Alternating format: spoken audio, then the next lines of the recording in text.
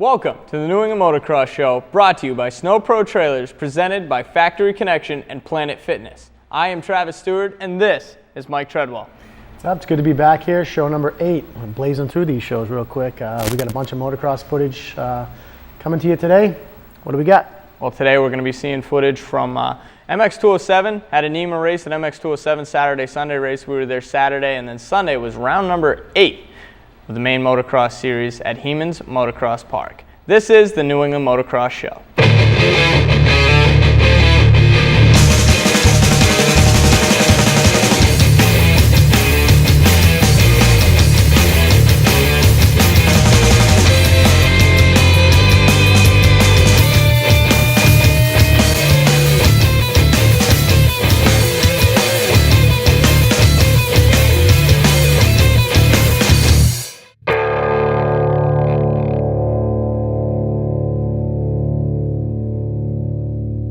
Welcome back to the New England Motocross Show, brought to you by Snow Pro Trailers, presented by Factory Connection and Planet Fitness. We're going to head off to MX 207 for our first look this season at some of the talent coming out of NEMA.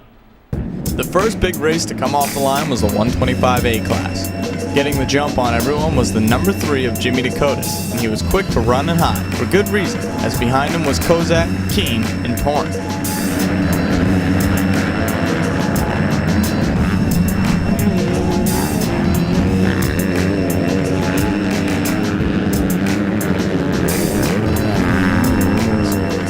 Williams went down early in this one and gave the top guys a little breathing room on the pack behind them.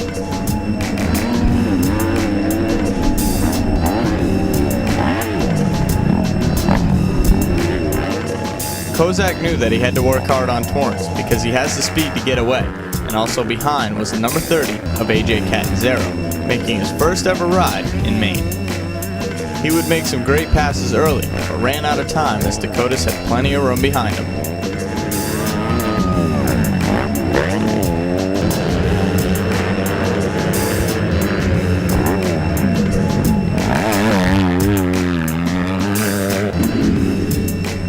In Moto 2, the top contenders were right up front, with all 3 hitting the big table at the same time.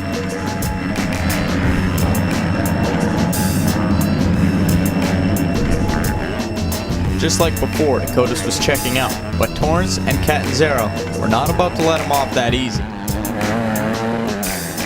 But eventually, Jimmy would get away, and AJ would spend the rest of Moto 2 trying to find a way around Drew.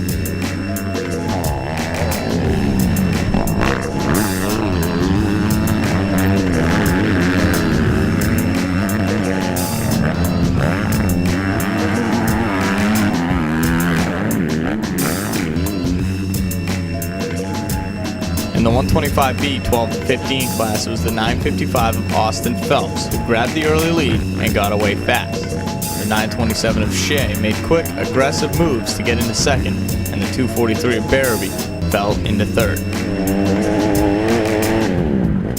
Despite a couple small mistakes, Phelps ran away with it.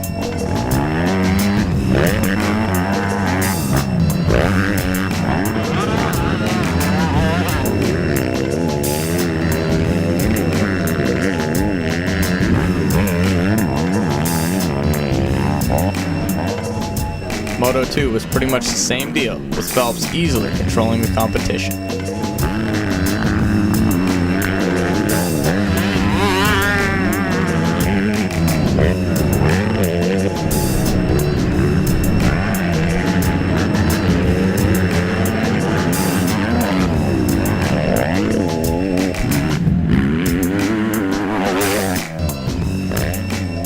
Moto 1 of the 125B 16-18 class was a battle between Buffus on the 101 and Dunphy on the 290 Kawasaki.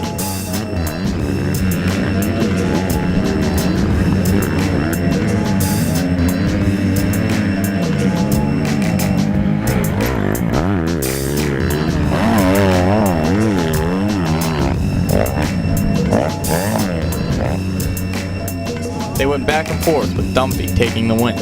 Moto 2 would be won by the 28 of Korea, who would take the overall win with a 3-1 moto score.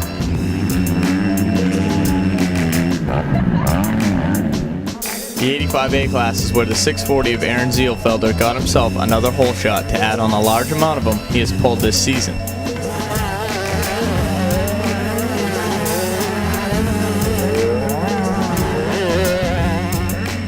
He also showed early that Joey King was going to have to work hard to make his way around him.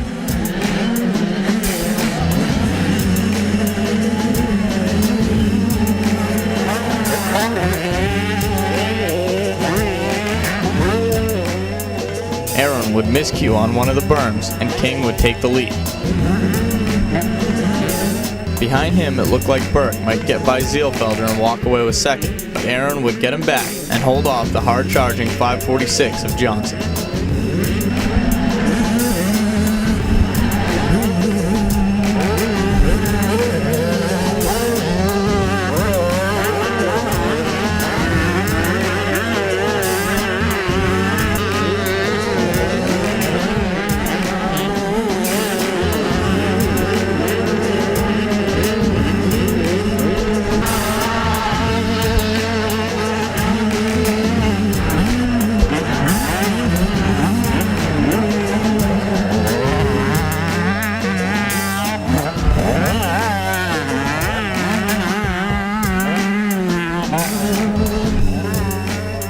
Aaron would get himself yet another hole shot in Moto 2, but this time King would take over the lead early and walk away from the pack.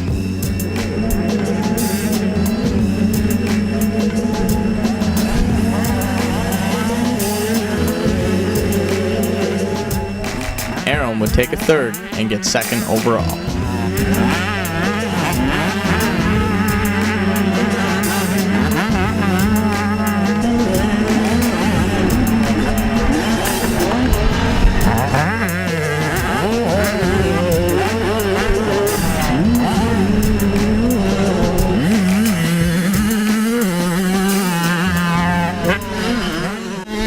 Pretty good. First moto, I got a decent start. I was second. Aaron Zielfelder took the whole shot. I got away behind him, or in front of him. Then I don't know, it just went pretty good. You know, I got a good whole shot. My bike ran pretty good. Let's see how it goes for a super mini.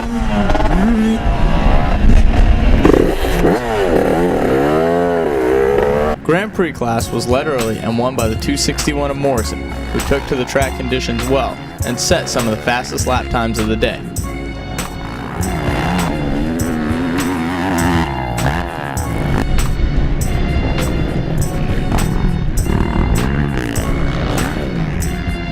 The closest to his pace was the 421 of Kozak, and he proved just how close he can come to Morrison in Moto 2 when he launched the big table and went straight for the 261. But again, Jake would walk away from the battling pack behind. Kozak would take second, followed by Almy.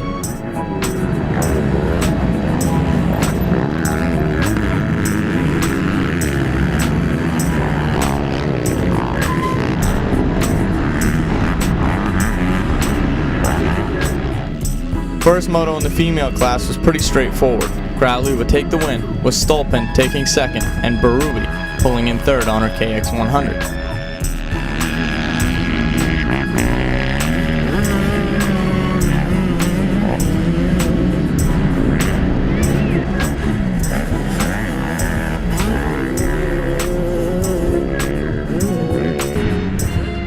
Second moto started off with Stolpen stalling out and handing the lead to Berube.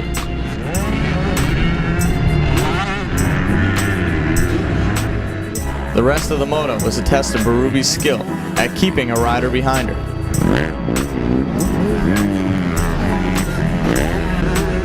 She made her bike 10 feet wide to take the win in Moto 2. Crowley on the 208 would get the overall.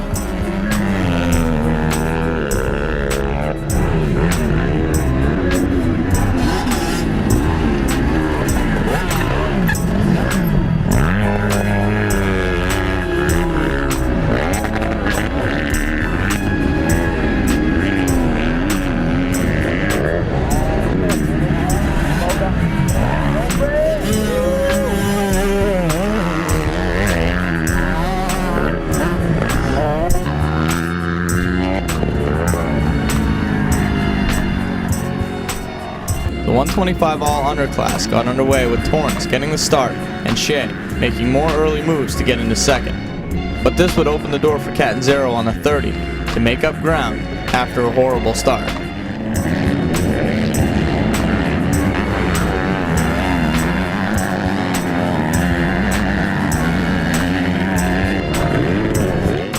He would then take it upon himself to go after the 516.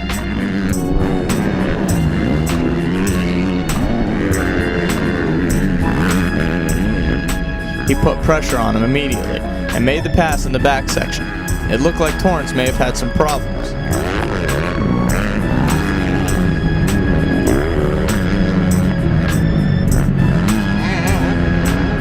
Off the gate in Moto 2 was Brandon Keene, who was very fast early, holding off the number 30 of Catanzaro.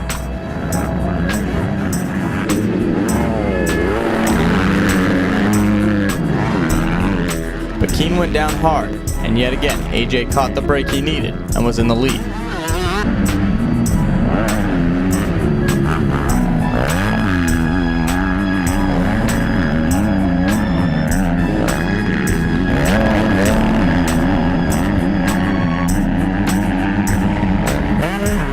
Torrance tried his best to reel in the number 30, but was unsuccessful. The 955 of Phelps had a great ride for third.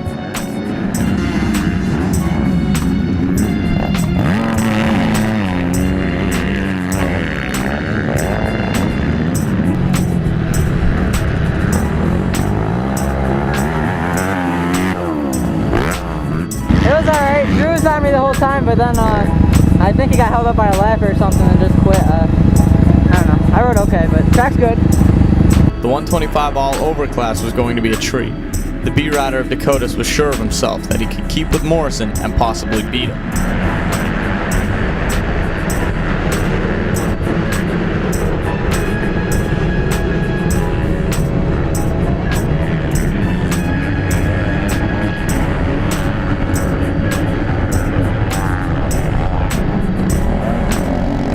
He made an early move to the inside, but blew the rut, and that's the last shot he would have at him in this moto.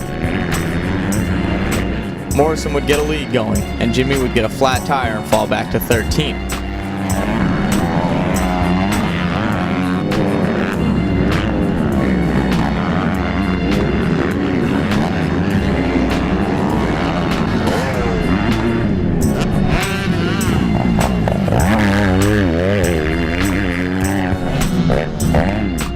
Williams would get a second in Moto 1 and take that momentum into Moto 2 to get a second overall.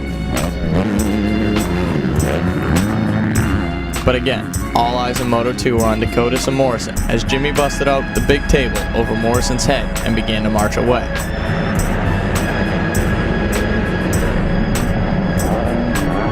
But another rookie mistake came about when Jimmy blew the same rut as in Moto 1 and Jay got in front. Jimmy didn't let him out of his sight though, still matching his pace turn for turn, jump for jump, until finally, on one of the later laps, he got yet another flat tire.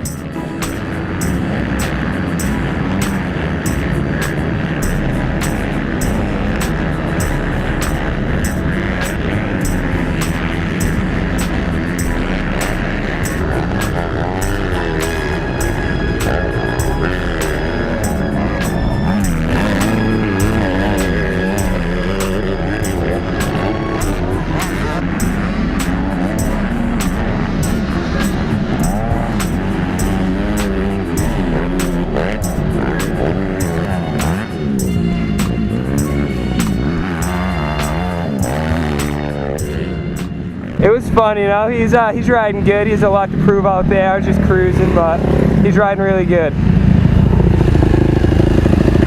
I get a flat every moto. Tired of hearing the word no? Casco Bay Ford's Alternative Credit Department will work with you and your credit situation. Recent bankruptcy, past repossessions, divorce, slow pay, charge-offs, no problem. Let Casco Bay Ford help you get your credit back on track and get you reliable transportation from our great selection of new and pre-owned cars and trucks with the best warranty in the business. Don't let your low credit score lower your standards. Come to Casco Bay Ford's Alternative Credit Department and get the second chance you deserve. Call us today or visit our website, where the only no you should hear is no problem.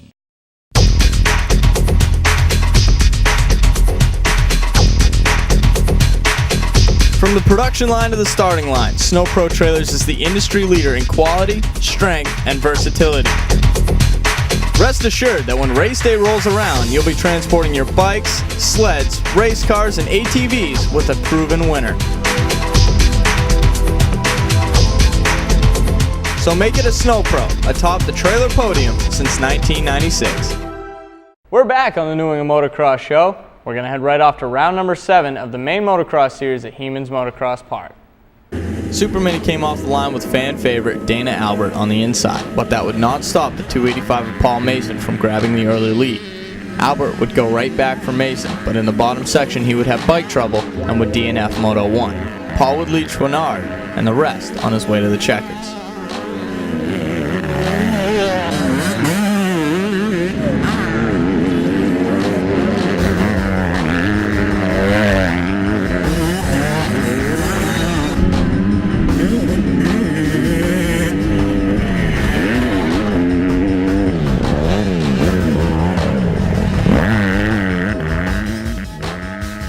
Moto 2, Paul Mason had no fears going into turn 1 as he pushed Albert wide enough to give him the advantage.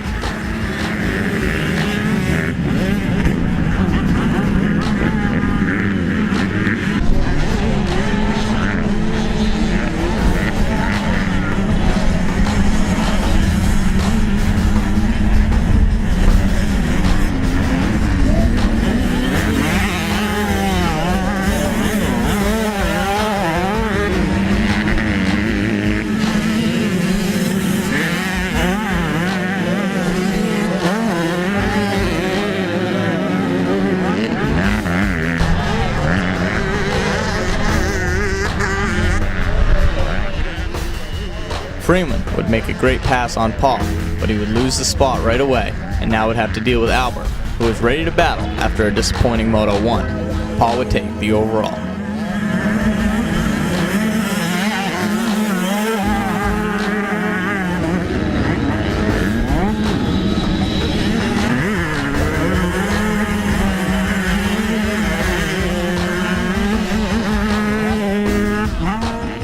Points chase had tightened up big time in the 125B class, as now Myrick and Gray are neck and neck, and Slattery is only a few points out. Slattery knew what he had to do, and he came up big with the hole shot, right behind the A-Rider of Doobie.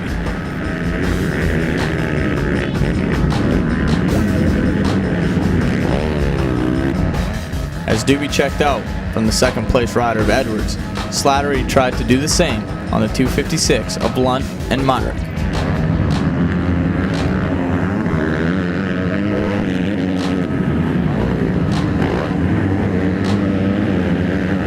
Myrick had a horrible start and would need to make a lot of passes just to be in the running.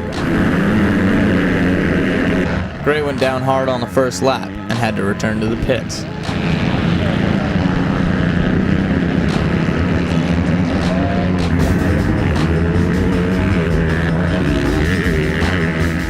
All eyes were on Myrick, who was making a huge comeback and soon enough found himself in third.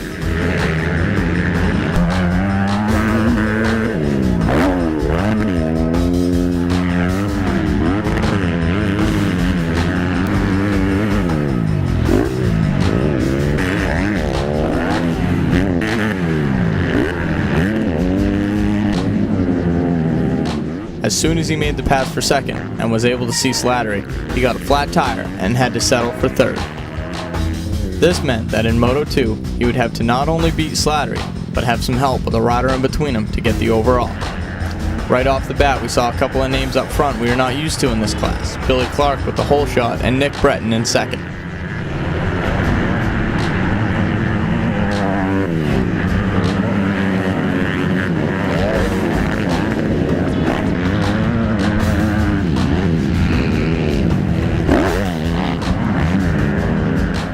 Myrick made his way into the lead early and looked like he might get the break he needed with two riders in between him and Slattery. Also, Gray was banging hard on Slattery's door.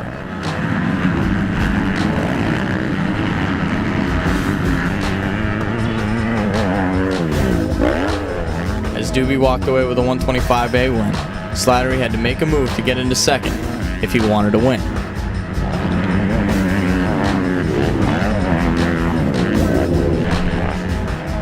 he made a good pass on Clark and started to work on Breton.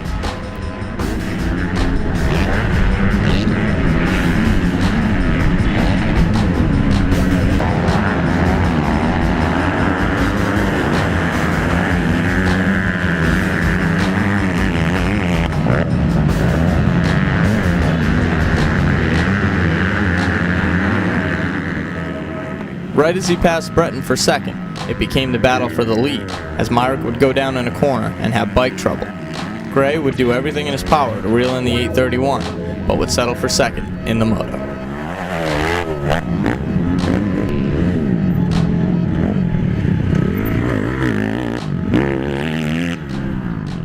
Hi Matt, how are you feeling about coming in first place for the first time? Oh, it's a long time coming. Like 8 races, 10 races, something, a lot. I'm so sick of third and second. I think I've won everything today, right? Tell me how you're feeling out there. This track is so sick right now.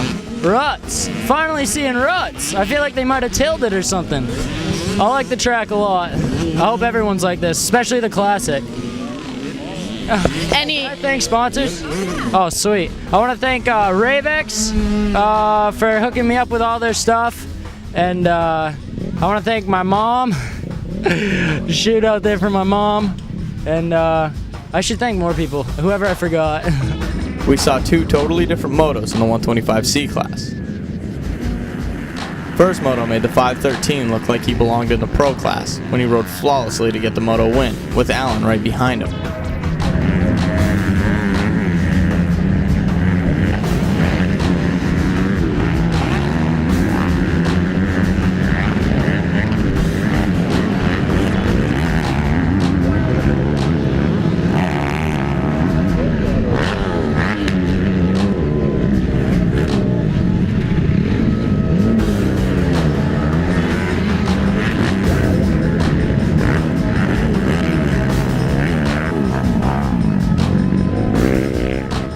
Second moto, Skillings did the same thing. But Allen was right there in second to take the 2-2 moto score and get the overall.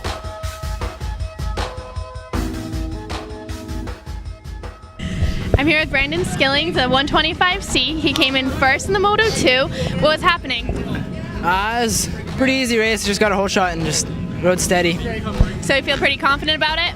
Yeah, it was pretty good. Yeah. Any shout outs to your sponsors? My dad and my mom and Teammate Psycho. Thank you. Well, it was pretty good. I got a good start, and then Jimmy was in front of me. He was riding good. Brandon just checked out. He's fast. I mean, I almost slid out a couple times. Started to rain, but it was fun. Good moto. So you had pretty good competition out there? Yeah. Any shout outs to your sponsors? I gotta thank Central Maine Power Sports. My brother does all the work on my bike, and pretty much mom. I love my mom. I'm here with James Allen, the 125C. He came in second moto. Tell me everything.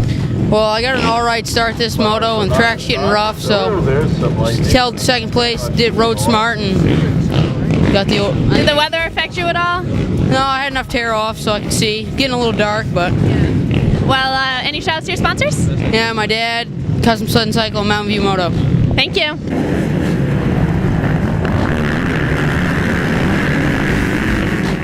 The Open B was another test to see if Myrick could get a win on long champs, but in the first corner he was hit off the track and would have to again make a comeback. In Moto 1, long champs even had the lead on the A riders of Over and Zink.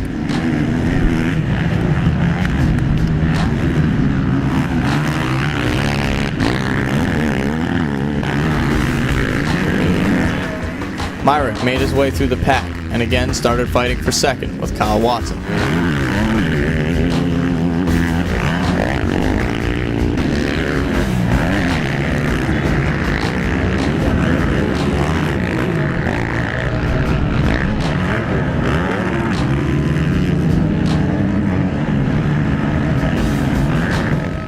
This would end with Watson going down in a corner.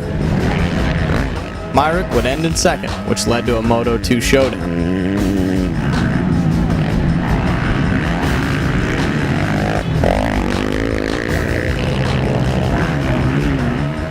Only now it was pouring out, and the riders had to deal with the slick conditions. Ober got to the lead early in the A class, and again Evan Longchamps did the same in the B class. This time, Myrick was nowhere to be seen, as he handed second to Pepper and third spot to the 144 of Kyle Watson.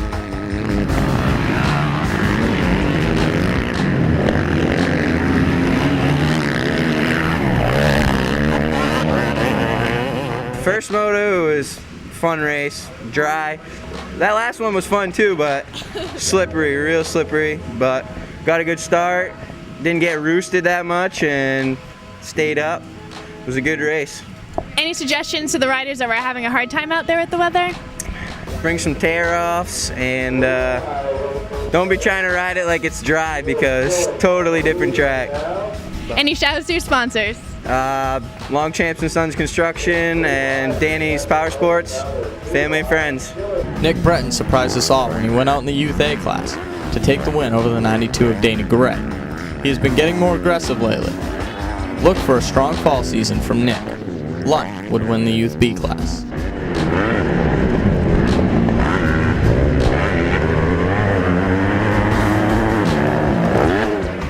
UC looked as if Allen was going to take another win. And the 35 of McClafferty made some good moves to pull into third, but on the last lap it was the 162 leading the march to the checkers. Allen would settle for second.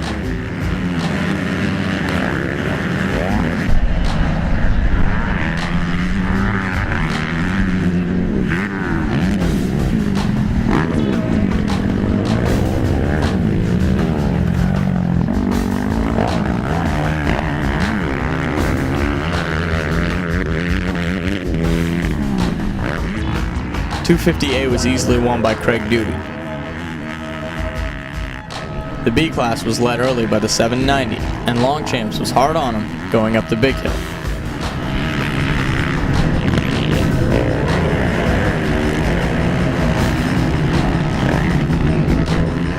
A good battle raged between Goodell and Pepper in the back. Up front it was Longchamps making the move for the lead. Close to follow was the 831 of Matt Slatter, who outpowered the bigger bike going up the hill and then set his sights on Longchamps.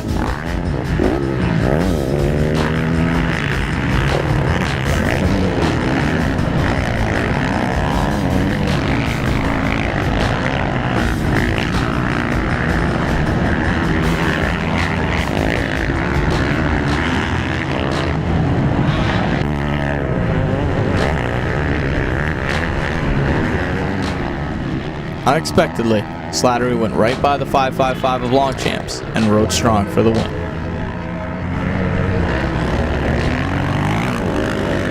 Well, the racing was definitely top-notch at Hemans this weekend, and the track was well prepared. They're getting ready for the Hemans Classic this weekend, a huge event, two-day event, Saturday and Sunday going on this weekend at Hemans Motocross Park in Minot, Maine. Mike, you might be there racing, you might be there watching. You know, tell me a little bit about last year's event and what we can look forward to for this year. Yeah, last year's event was phenomenal. That was the first year that they did it. They just wanted to try something new in New England to get a big event going on in New England. There's the Winchester Regional that we're going to culminate the show with at the end of the season, but they wanted to throw something in the middle of the season to try to gain some interest with some big events leading up to this, the regional. And it was a great event. The track prep is awesome at this place. Mike Heeman works his butt off, to get the track where it needs to be. And I love the track. It's a good facility. I just hope my hand feels good enough that I can race this weekend, and right. we'll see. But it should be a good event, real good event. And again, like you said, it is, it's the halfway point to our season on the New England Motocross Show. This is pretty much where we check up and see where everyone's going to be towards the end of the year at the Winchester Regional, which is in New Hampshire, and that is a huge event. So again, all this leading right up to the culmination of the New England Motocross Show this fall at the New England Regional. That's going to do it for us on the New England Motocross Show. I want to thank our sponsors, Snow Pro Trailers, Factory Connection, and Planet Fitness. Those guys helping us out a ton. You want more information on them, you can go to our website. The New England Motocross Show's website is NEMXS.com, NEMXS.com. Again, that's going to do it for us. Thanks for watching.